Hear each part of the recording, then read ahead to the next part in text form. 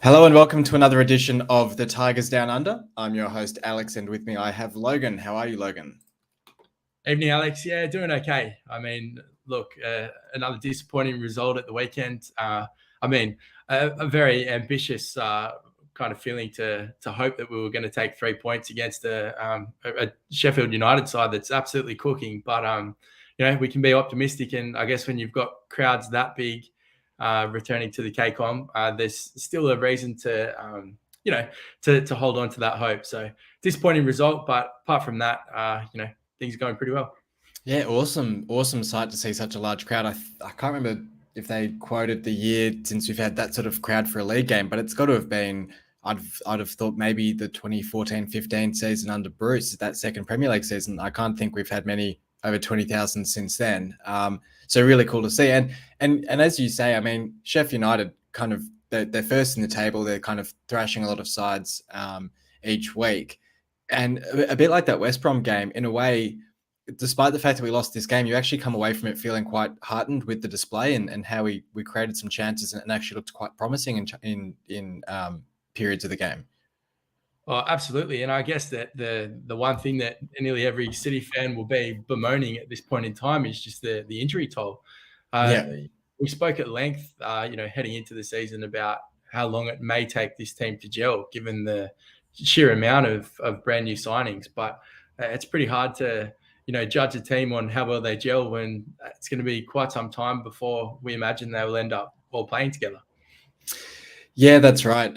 So we did see with the lineup, Woods came back into the side along with Coyle and Tufan. So it was good to see Tufan coming back from injury and Seri, of course, on the bench as well, with Cannon, Longman and Christie making way. And as you touch on there as well with the injuries, obviously Tete going down after 14 minutes. I thought it was actually a groin injury, but I think post-match Shotta said it was actually a hamstring injury. So not too sure how long that keeps him out for. And unfortunately, I saw that he was named in the Ghanaian national team for their international friendlies coming up in just 2 weeks, I think. So presumably that's going to keep him out for those.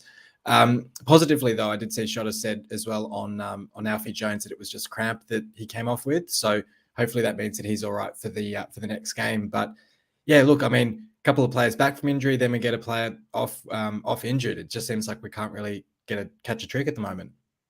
No, absolutely, and I guess that it's key positions too, like the combinations that we started to see, particularly between Tete and Oscar up front, and their ability to link up. It's that injury actually I thought to Tete looked probably more serious in the sense that when he was heading towards the sideline, and even once he was off, he was hardly moving. And so that really surprises me to hear that he's been named in the Ghanaian squad in just 2 weeks' time. So hopefully, if we're reading into that, that's actually good news, and perhaps the injury isn't as severe as it potentially looked.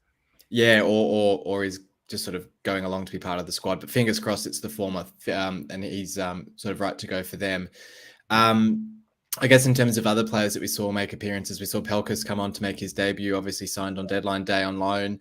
McLaughlin came on to replace Jones. So I actually thought it looked really promising. So, you wouldn't want to wish injury on players or anything like that. But obviously with McLaughlin as a sort of ready-made deputy for Jones, it's not the end of the world if we did have to have McLaughlin step into the breach for Jones. But yeah, I thought he looked pretty promising. Yeah, not at all. And I guess if we're to take a positive from this ridiculous injury toll that we're currently experiencing, is the fact that there is obviously a really clear depth in the squad now, where even when those key players do seem to fall down, we're able to replace them with someone of a decent ilk. And I think that's a huge difference between perhaps the City of the last couple of years, where we haven't actually really been using any transfer fees. It's all been kind of loan players from the lower leagues as well, making up our squad. So the fact that we've actually gone out and made those purchases, it's still retained some pretty significant players in familiar faces like your McLaughlins. It does bode well for, I guess, the future, and gives us a very good reason to still be optimistic. Absolutely. And then just on the Sheffield United goals, I guess the first goal coming reasonably early in the match, Ingram maybe a little bit unsighted. Maybe the ball takes a bit of a bobble, maybe being a bit favourable to him on that one. But what did you make of that goal in particular? I think the second one's just not you can't really do too much about it. But I think that first one in particular was probably one that a few people have questioned. Yeah, look, to be super critical, I thought Ingram definitely could have done better. At least it appeared that way live. As you mentioned, was he unsighted? Potentially, but he just looked a little bit slow to get down on that near post, and obviously it just crept in. Yeah, look, we'll give him the benefit of the doubt. I know that over particularly the first few games, he's been instrumental in retaining points and in keeping clean sheets as well. So I guess it ebbs and flows when you're a keeper, but I'm sure that he'd watch that back and wouldn't find that as certainly his best moment as a keeper. I guess the concern for him as well is we have such an able deputy in Nathan Baxter waiting in the wings. I wouldn't want to drop a keeper off one bad mistake, because I think that probably sends a pretty bad message to the keepers that, they'd be very sort of, I guess they get in their own heads about mistakes if it's going to be just one error and they're out of the side. But I can't imagine that we'd want to keep Baxter on the bench the whole season. So do you sort of see maybe the international break in a couple of weeks that Shota might take that as an opportunity to mix things up and say to Ingram, that's all right, put that mistake behind you, play the next couple of games, but then look over the international break at potentially changing things up? Look, it's a fascinating one. And I guess the other thing to think about with this is, we always talk about as fans what we see, but we don't necessarily, or we're not privy to the information that comes out of training. I'm sure that in the City camp, they would have a feeling who their out and out number one is. Even though for us, you could kind of throw a blanket over Ingram and Baxter. I think they've both had in their time under in their time in City, they have had some incredibly impressive patches, like runs of games where we've been singing their praises. As we've just been talking about the form that Ingram started the season with. So, look, I'd be where they rate the keeping kind of priority list. I think it would be a very fascinating thing to kind of have that information divulged. But I don't think Ingram has done enough to, as you said, lose his spot. But you're right. Maybe the fact that you do have a keeper of the caliber of Baxter waiting in the wings, as you mentioned, it'd be hard to keep him there, for too much longer, given the fact that they do seem very close in as far as like ability. Yeah, that's right. And I think the fact that we've probably gone a couple, I think we've got the most goals conceded in the league now. Granted, I don't think that's at all down to Ingram. I think Ingram, if anything, has been keeping the goals down in games. But I do wonder if, I think maybe that international break is a good excuse to sort of reset the squad and say that, coming out the other side, it's a fresh 11. It's not necessarily the same 11 that started the previous game. There might be a way to work it like that, where it's not so much dropping Ingram as just giving Baxter a chance. But look, it's going to be interesting to see. And as we get more players returning from injuries, I know Sinek's due back in a couple of weeks. Seri's back in the side just about.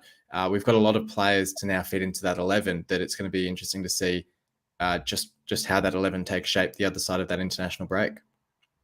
Yeah, absolutely. And I think it gives us a very good cause for optimism, given the fact that the international break is here. And, you talk about the extent of this injury toll, knowing that it is just around the corner. It's kind of one of those, safety nets that we can look forward to and hope that with the timing allows us to get a few key players back. Yeah, that's right. So I guess on to the more painful element of the game, I guess, is the near misses that we had, and there were a couple of them. I guess, it's actually interesting. I don't know your take on which is the more clear-cut chance, whether it's Oscar's breakaway from inside our own half, or if it's Tufan being played in over the top, where he just needs to take a touch and he's able to slot it either side of the keeper, I would have thought, but goes for the chip instead. And then even arguably Longman as well, courtesy of that Elder, the brilliant through ball from Elder in the second half, where Longman sort of takes that touch wide and then just blasts it sort of wide of the goal. We had our chances. We didn't really take any of them. We sort of started by saying that it bodes well that we can come away reasonably optimistic about the chances we created. But yeah, which of those probably feels the worst miss in your mind? Look, to be honest, the double save on Oscar when Fotheringham got to that second one, I was in disbelief. Just Yeah. given the fact that we've seen how prolific Oscar started the season. When he made that first save, you kind of thought, oh, like he's done well. Oscar probably could have done better, but the second one was just beyond words. I'm speechless to the fact that it didn't ripple the back net. And yeah, look, it's not a nice question to answer, but I guess that they're all kind of poor in their own right. But I was the most amazed at the Oscar second follow-up miss. It feels like with Oscar that it was almost as if he had too much time, and it seems like, given the nature of his goals over the first couple of weeks of the season, that it's almost when he's able to play on an instinct that he's actually able to just tuck the ball away. Whereas giving him the whole half of the pitch to run through and sort of think in his mind about, is he going to play it past the keeper, through the legs? What's he going to do with it? You even see when he first goes to take the shot, he takes the sort of the double take because he's, I guess, arguably trying to fake out the keeper, but also probably just trying to figure out where he wants to place it. Oh, absolutely. I would like to return this question to you. Which one did you think was the worst? Yeah, look, I think I'd actually arguably say Tufan, because the reason I'll say Tufan is because I guess I'm more critical of that one because I think he's trying to be cute with it. I think he's so and look, that's a really good thing as well. Like, a player to have that sort of confidence is awesome. But when you're 1-0 down, I don't think that's the time to be cute with a finish like that. I think he just needs to take that touch to bring it down, and then he's in acres of space to do something with it. But to go the sort of the first time chip, I guess, means that it's not necessarily that was the easiest miss, but I think that was sort of the most unforgivable, I guess, is the word for it. Just in the sense that, like, I think he could have done a whole lot better with it. But yeah, tough one. Yeah, I guess other than that, there wasn't a whole lot to touch on. I guess Slater was voted man of the match by the supporters, which was awesome to see, obviously playing against his former side for the first time. Really promising display in midfield. I thought Elder looked really great at left back. I think it was one of his, probably arguably his best performance of the season, really. I mean, he put some really great balls over the top for Oscar, and then in that second half for Longman. Any other, well, I guess we'll do the votes in a second, but any other standouts for you? I don't have any other standouts. I think that probably the two things that I'd say is, I think if Oscar gets on the score sheet, he's probably a shoe-in for, you certainly be looking at him for points. But I did want to touch on Callum Elder. I know that if we only remember a few short weeks ago, there was a lot of discussion whether he was unsettled at the club and, whether he's going to be in the starting lineup and what Shotta was going to kind of do with him. I think he's been very sneakily, performing under the radar. Like, he's the performances that he's put in so far have been fantastic, and just to see the amount of chances that he's created as well is an incredible feat. I know that obviously there was the own goal against West Brom that whether that was necessarily his fault or not, but I know it would have certainly felt like it. But apart from that, I think he's been up there in the conversation of certainly top 5 players. So, fair play to him. And I think it's worth, noting that for someone who seemingly was on the fringes in the off season, is really answered the critics. So, well done to him. And I thought he was brilliant. Yeah, well, on that note, we'll go into the votes for the game, and I did actually give Elder my 3 votes. I thought, as we've just pretty much touched on, I thought he was outstanding. I think his creative ability, his balls into space for our forwards to run onto. There was so much criticism during the game of the sort of the sideways and the backwards passing from a lot of the players, especially in defence. And I think Elder was one of the real sparks in trying to push the ball forward and create those chances. So he was a real standout for me.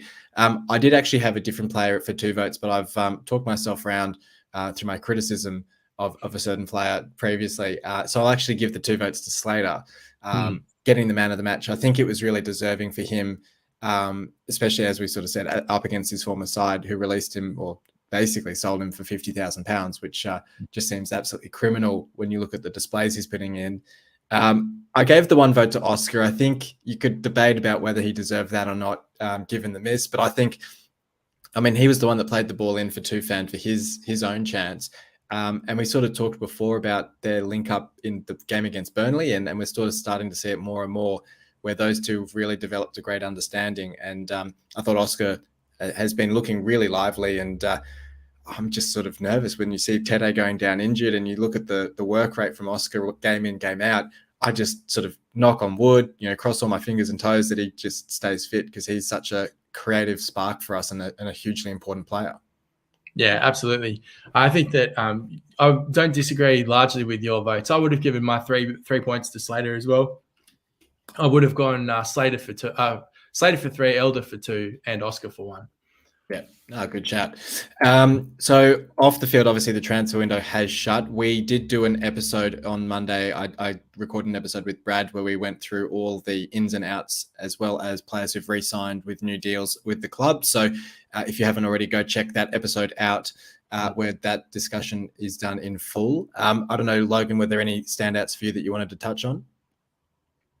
No, nothing in particular. I think that the success of the transfer window has been one that it's really hard to be critical. I think that just all in all, the fact that the manager is being supported by the owner, and we've got a reason to be excited. And as I said before, we still don't even really know what we've got, in the sense that we haven't seen a large amount of these signings. But the fact that there is a core and fees being paid for players, and particularly the fact that there's some really promising young players that come with huge raps, that if we're the club that develops them, how important that can be in a championship playoff run. So I'm excited about it, and I think that it's just worth noting just how good a window it's been.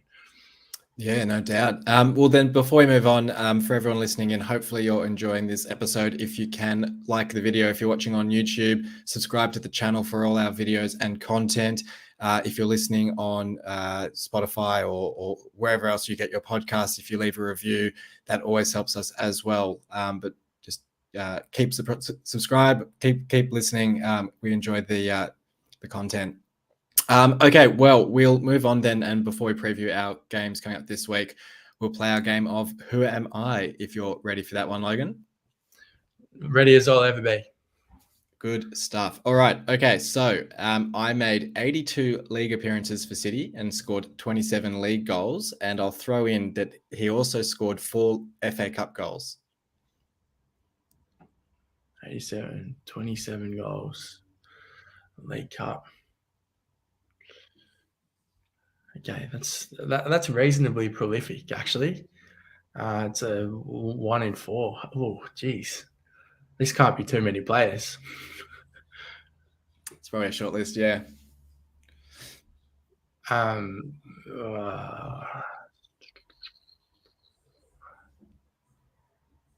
only 80 something appearances too. So they weren't at the club for too long. Okay. You have to give me one more clue, I think. I joined City in 2011 and departed in 2014. Oh. Okay. And I can give you the club that he signed for. Actually, I don't know if that will help, but I can either give you the club he signed for or the club he signed from. Give me the club that he signed from. I joined City from Leicester. Okay. From Leicester. Oh, this is...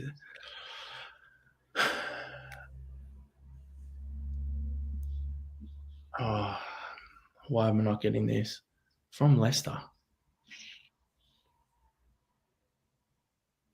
I can imagine the amount of people listening to this pulling their... No, look, it's one of those ones actually where I'm like, the clues are good in the sense that it gives you a good sort of level of information, but it's still a tough player to get.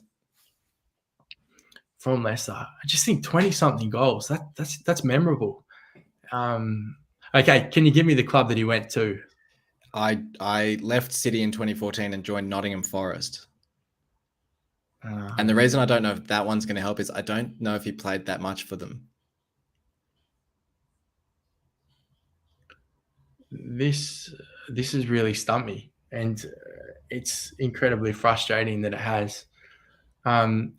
It's not no, it's too early to be Michael Dawson. No, No, he yeah. didn't. No, who signed was. So Look, if I'll give you one more before I go to position and number. I'll say it was the first window under the Allams in 2011. So Nigel Pearson was the manager. So obviously he was signing a former player from Leicester. I'll give you. So I played as a striker and I wore the number 12.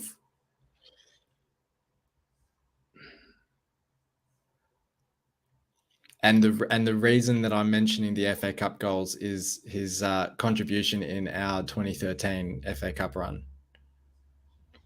Oh, okay.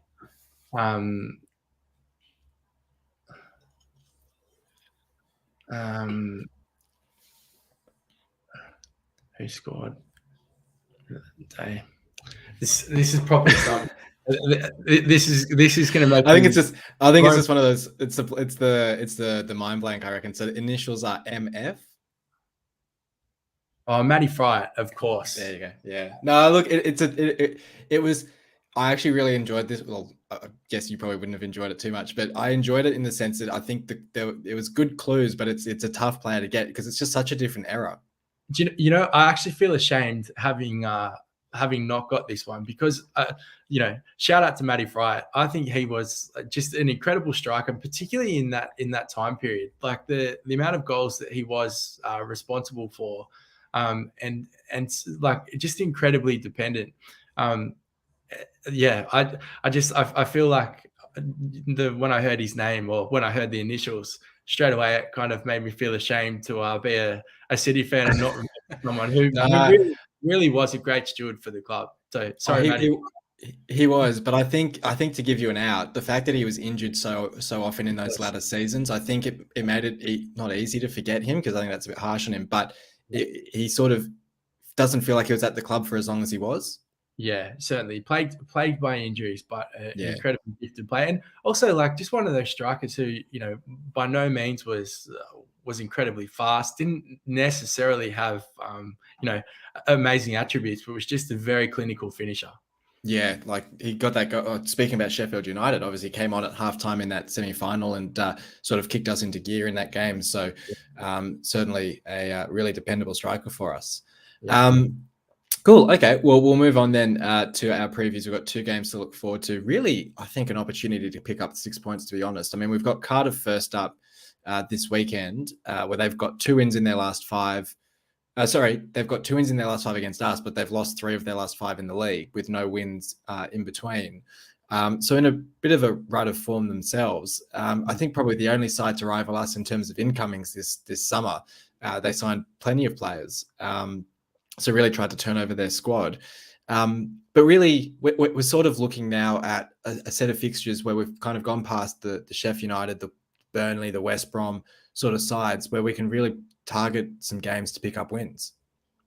Oh, absolutely. And, we spend our life talking about the difficulty of the championship. And, I guess so many people do. When you think about the quality that exists, across the board and how many of those kind of ex-Premier League teams over the last couple of years that are still incredibly dangerous. And, we're about to talk about Stoke as well. So I saw from the run sheet, but, these names like your Cardiff, your Stokes, your Burnleys, Norwiches, West Broms, like it is just an incredibly difficult field. But as you mentioned, like the fact that we're looking at Cardiff and Stoke going, this should or could well be a fine opportunity for 6 points, probably lends itself to the confidence that we still do have that we can really mix it with some of these,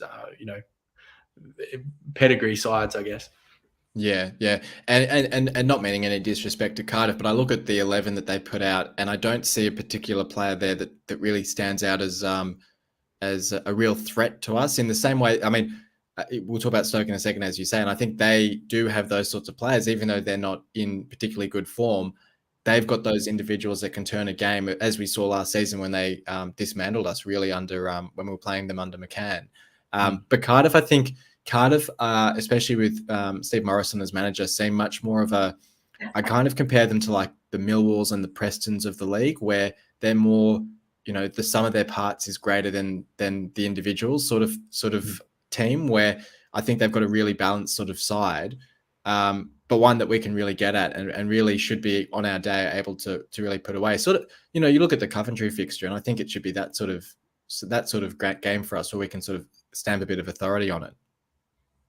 Yeah, absolutely. No reason to go there. I mean, it is away, so I guess the challenge is that you're returning from a bouncing KCOM where you'd be pretty disappointed with that result to then have to travel to Wales. It is a tricky fixture in that respect. But yeah, certainly a game where we can at least be certainly targeting 1 point, but hopefully 3. And then changes for this side, for this game. I mean, obviously Tete will be out with that injury. Potentially we've got a couple of signings that you could potentially throw in, whether it's a Pelkas or even a Vale potentially. We didn't even get a look at him against Sheffield United. We've already sort of touched on Ingram probably retaining that spot. I don't think you move him out of the side too quickly. Jones, I mean, if shot is to be believed, he's fine, but you never know if they're playing sort of smoke and mirrors with that one. How do you see the lineup for this game? Yeah, the only I guess it is the injury cloud's probably the thing that makes it the most confusing to pick. But I mean, I wouldn't be surprised to see Pelkas or Seri start as well in some respects. That I know the fans are certainly eager to see the combination of Pelkas and Tufan together. And the fact that Seri was certainly at least labelled our most important signing and the player that came with the most kind of backing. So it doesn't make sense to have them on the bench. I'd probably more likely to see Seri start, I think, than we would be likely to see Pelkas. But it would be fascinating to see how they set up at the moment with the amount of players that we do have missing. It is kind of hard to pick these lineups.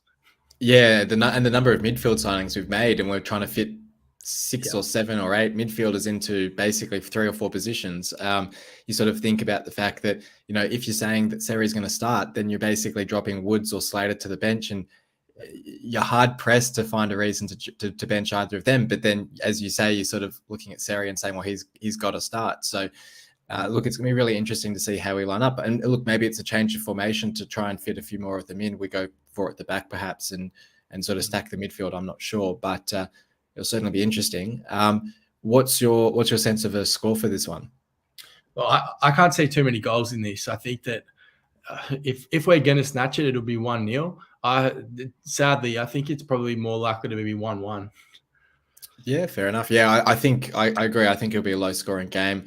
Yeah, look, I'll take a 1-0 win and grab that clean sheet and pick up the 3 points on the road would be fine with me. And then we've got the Stoke game to look forward to as well. Midweek, they've changed their manager already, which is, I guess not overly surprising given the way they finished last season. I think there was a lot of pressure on O'Neill at Stoke, and they've replaced him with Alex Neil from Sunderland.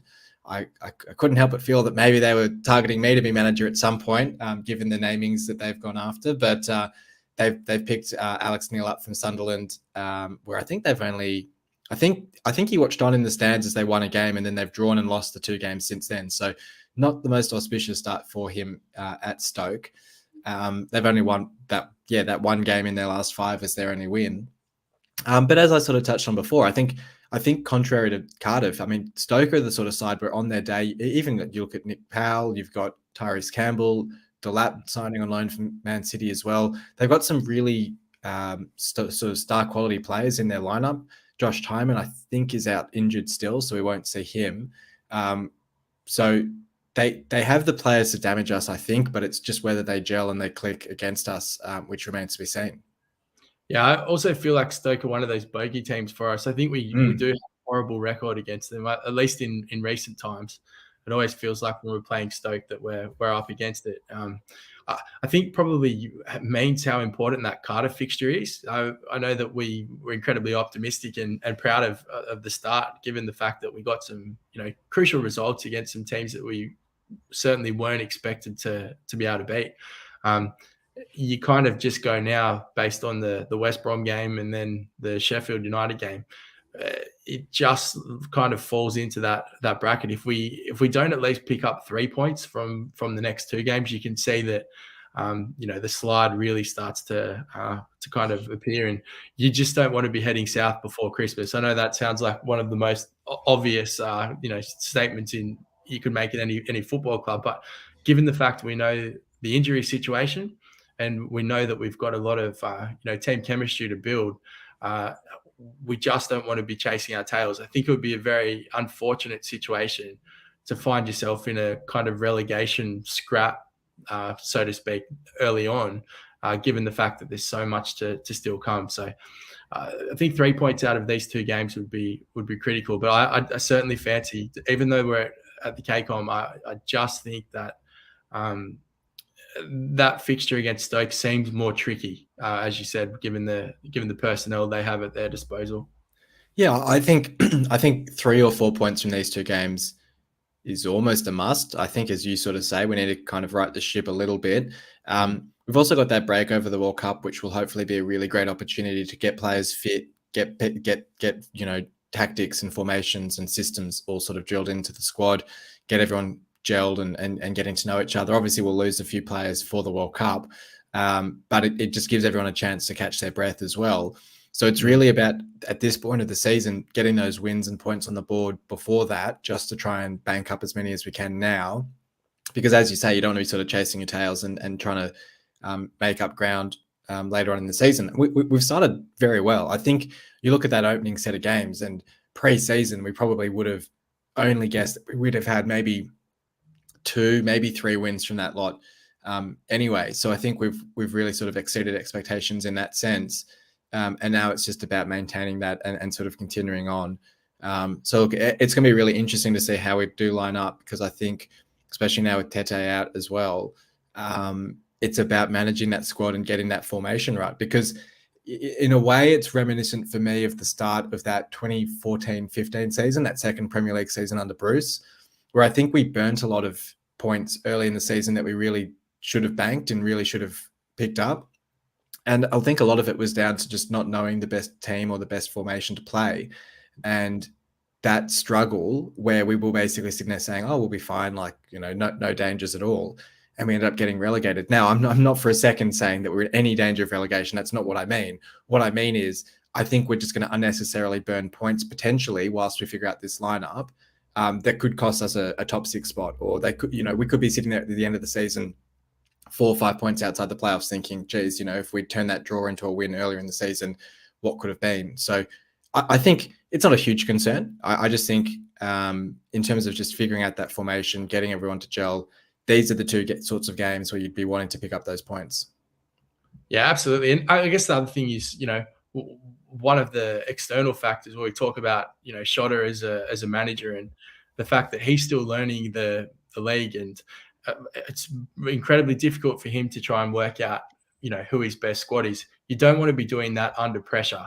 You don't want kind of chopping and changing with, huge amounts of challenges about, what position you're sitting in. I mean, you're probably more inclined to back your players when you're sitting around the 6th, 7th, 8th, 9th, 10th positions than if you're languishing down, 19, 20, when it's really, it's a real challenge where you probably set up different, like not to lose games as opposed to being, free flowing and attacking. And you just, if you can avoid that, wins like this, these 2 fixtures certainly change the dynamic in the course of the season, even though it is still so early. Yeah, that's right. And we sort of saw even earlier in the season when we did pick up those sort of unexpected wins, like against Norwich, where we could have a free hit, so to speak, against a Burnley or against a West Brom. We've sort of used up that free hit now, and we've got to sort of earn those back by getting a couple more wins on the board, no doubt. So you're sort of saying, a sort of 3 points, 4 points out of these 2 games? Yeah, I think if we're going to pick up a win, it's more likely to be against Cardiff. I mean, touch wood. But again, like, there's no reason for us to be negative about the Stoke fixture. We know that they've caused us trouble in the past, but another big crowd, and particularly if we're coming off the back of a positive result against Cardiff, then we have no reason to fear them. So yeah, 4 points. 4 points you'd definitely take. 6 points would be a drastic shift as far as the trajectory of the season goes. Anything less than that, and I think that the sneaky challenges start to mount. Yeah, no doubt at all. Well, look, thank you for joining me for this one, Logan. My pleasure, Alex. Good to be here. No worries. And thanks everyone for listening in. We'll be back next week to review those two games. So hopefully it is 6 points in the bag and we can start looking back up that table. So until then, come on, City.